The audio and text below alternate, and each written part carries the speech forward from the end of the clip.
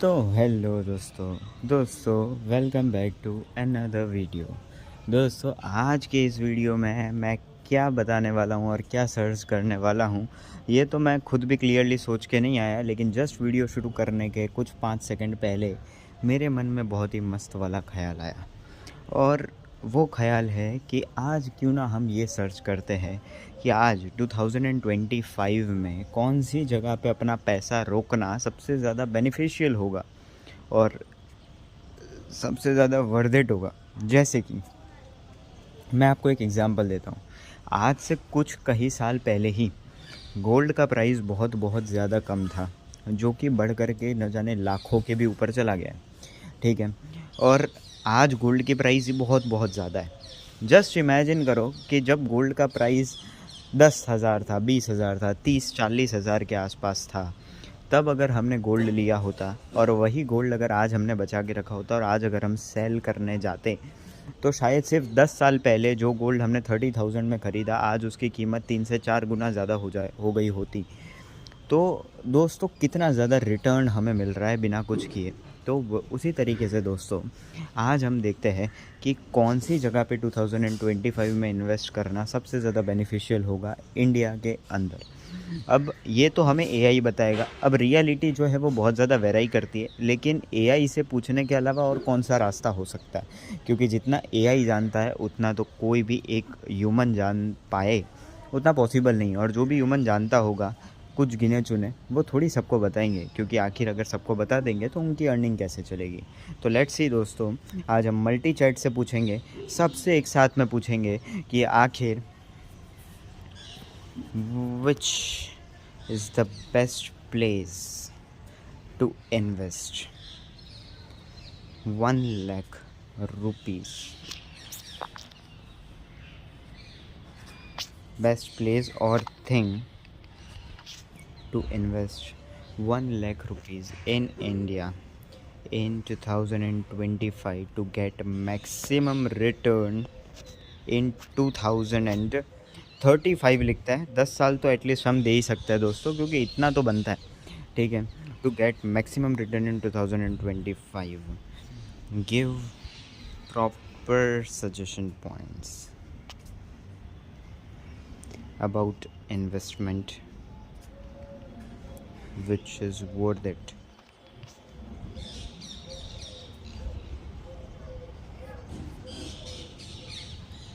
ठीक है, हम प्रॉम्प्ट फीचर लगा देंगे, लगा देते हैं। वैसे तो मुझे अपनी चीज़ों पे ही, what are the most recommended investment options in India for a sum of 1 lakh rupees aiming for maximum returns by 2035 along with detailed actionable advice on why these investments are worthwhile। Okay, तो इन्होंने prompt feature डाल के थोड़ा बहुत इधर उधर करके अच्छा दिखने वाला बना दिया। अब देखते हैं कि GPT-5 यानी चैट GPT-5 नैनो क्या जवाब देता है। देखो, पहला कहता है म्यूचुअल फंड, जिसमें large cap multi cap index funds आते हैं, यानी इक्विटी म्यूचुअल फंड्स आते हैं। Historically strong long term growth है डिस्पाइट शॉर्ट टर्म वॉलेटिलिटी, यानी लॉन्ग टर्म ग्रोथ ज़्यादा होती है। Tax efficient in the long term via equity. ठीक है, तो ऐसी बात है। फिर हमें बता रहा है कि क्या करना चाहिए। फिर कहते हैं कि choose 1-2 crore core funds. Okay, start with 60 to 70%। Direct equities यानी सिलेक्टेड ब्लू चिप और growth oriented stocks, potential for higher absolute returns if you pick winners consistently. ठीक है, इक्विटी ले लो, मोटे मोटे तौर पे ये है। फिर पब्लिक प्रोविडेंट फंड के अंदर डालो और सीनियर सिटीजन सेविंग स्कीम, यानी कि बैलेंस बनाने के लिए PPF offer safe government backed fixed returns with tax benefits under section 80C। I am sorry दोस्तों। Okay,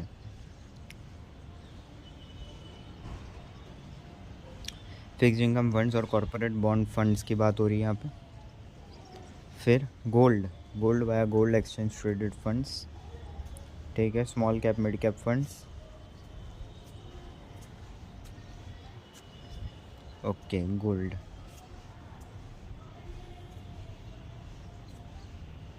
okay, start with SIP। Example 8 to 10 rupees per month होगा 10 to 12 months to mitigate timing risk. Okay, तो यहाँ पे दोस्तों हमें बहुत सारी बातें की गई, आपने देखा इंग्लिश में काफ़ी सारी बातें थी जिनको उतनी समझ में ना आई, और हिंदी में जानना चाहते हो तो मोटे मोटे तौर पे बात इतनी है कि ज़्यादातर वो लोग कह रहे हैं कि स्टॉक मार्केट मतलब बेसिकली म्यूचुअल फंड जैसी चीज़ में इन्वेस्ट करो, जो कि लॉन्ग टर्म के लिए बहुत बेनिफिशियल है। उसके अलावा गोल्ड में इन्वेस्ट करो, डायरेक्ट इक्विटी ले लो, और किसी किसी फंड्स के अंदर इन्वेस्ट करो। तो मोटे मोटे तौर पे यही बातें कही गई है। फिर जेमिनाई कहता है कि जेमिनाई में वो कहता है फिर से इक्विटी म्यूचुअल फंड्स यानी SIP ले लो, can significantly amplify your returns, even small amounts invested regularly can grow substantially. यानी छोटा अमाउंट अगर रेगुलरली भी डाला गया तो काफ़ी वक्त के बाद में वो बहुत बड़ा अमाउंट बन जाएगा। ठीक है, और यहाँ पे रिस्क थोड़ा सा कम होगा। फिर वाइजली सब चीज़ों को स्टडी करो। इसमें भी डायरेक्ट इक्विटी इन्वेस्टमेंट यानी स्टॉक्स लेने की बात आ रही है। You can become a part of the owner of the company you invest in. Public provident fund के अंदर डालो, यानी सेम पॉइंट्स की बात हो रही है, सेम पॉइंट्स जो कि ChatGPT ने बोली वही यहाँ पे भी बात हो रही है। ठीक है, फिर बात हो रही है डीप सीक की। डीप सीक की अगर बात करो तो डीप सीक कहता है, डीप सीक भी वही कहता है कि इक्विटी म्यूचुअल फंड्स में डालो, प्राइमरी चॉइस यही होनी चाहिए। यानी कि मोटे मोटे तौर पे हर किसी का सबसे पहला पॉइंट तो यही है कि भाई अगर तुम्हें बिना कुछ किए अगर इन्वेस्ट करना है और लॉन्ग टर्म में प्रॉफिट चाहिए तो म्यूचुअल फंड्स के अंदर डालो, SIP ले लो, वही कहते हैं। फिर दूसरा ऑप्शन हर किसी का वही आ रहा है कि डायरेक्ट स्टॉक्स ले लो।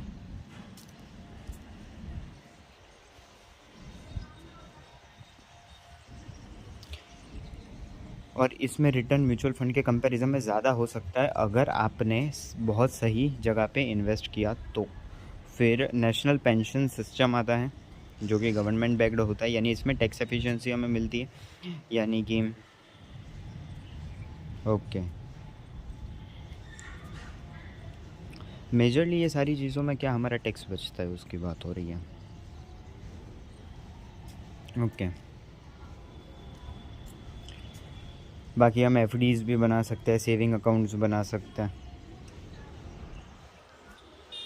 परप्लेक्सिटी की बात करो तो परप्लेक्सिटी का भी इक्विटी म्यूचुअल फंड ही पहली चीज़ है। डायरेक्ट इक्विटी वही उसका दूसरा पॉइंट भी है। नेशनल पेंशन स्कीम ही उसका तीसरा पॉइंट है। जनरली कभी भी हर एक AI सेम जवाब नहीं देता। अगर आपने अभी तक के मेरे वीडियोस देखे हो तो हर एक का अलग अलग ओपिनियन होता था और है, क्योंकि हर एक का डेटा इनपुट अलग अलग होता है और तरीका अलग होता है, ऑब्जेक्टिव अलग है। लेकिन इस केस में हर किसी के स्टार्टिंग के 2 to 3 पॉइंट्स सेम दिखाए जा रहे हैं। लेकिन इसके अंदर यानी परप्लेक्सिटी के अंदर रियल एस्टेट भी आया है, तो कि property values in urban areas have grown 8 to 12% annually. और मैं सिर्फ इसी चीज़ के इंतज़ार में था कि कहीं पे भी रियल एस्टेट की बात नहीं की गई।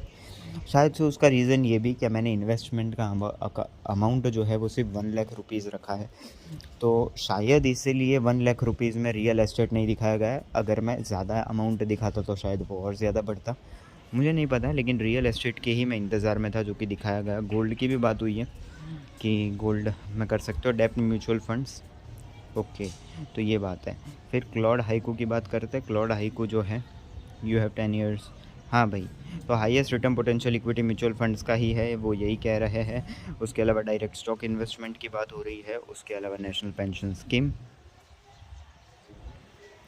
ठीक है।